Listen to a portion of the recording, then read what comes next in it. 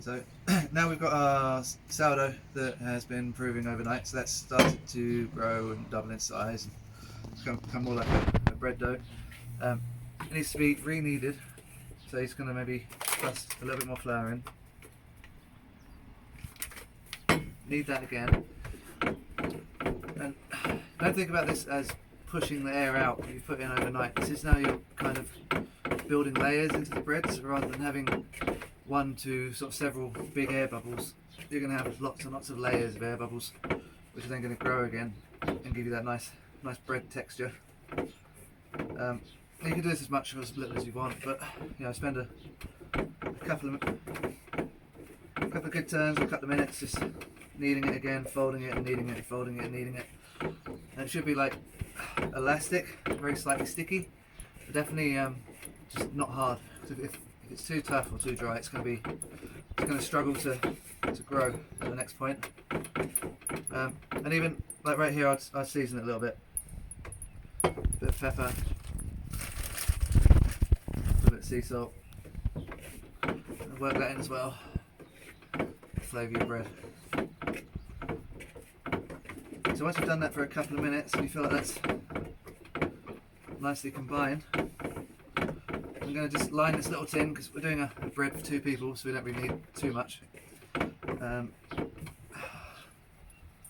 That feels like a nice elastic dough. It should rise and give us a nice couple of days worth of sourdough, or day or two's worth. I'm going to just line the tray a bit with this nice aromatic olive oil. In there are chilies, rosemary, thyme, little bits of garlic, just like little things that you can use as just your aromatic olive oil for pizzas or baking or breads, these sort of things. Just put a bit of extra flavour in, brush that around.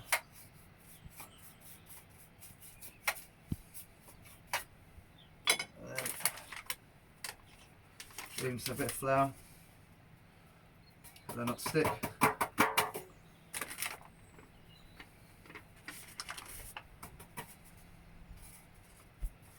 So I'll just chuck the rest of that on the dough,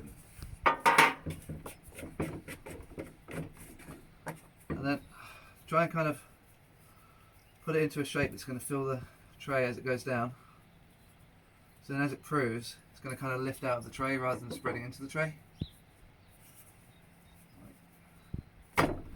Something a bit like so. Kind of filled it out without having to do it itself. And then I'm going to add the bit of egg wash already. So I kind of feel like when you keep the top moist, it lets it stretch, whereas if you let the top dry, it's going to have the opposite effect. And we're going to cover this anyway. And then if you want to cut any shapes into it so that when it expands and when it grows it makes like nice sort of zigzaggy, crisscrossy stuff, you can do that as well.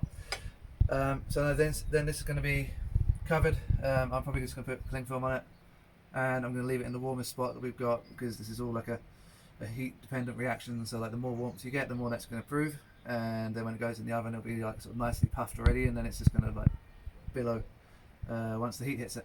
That's the next step.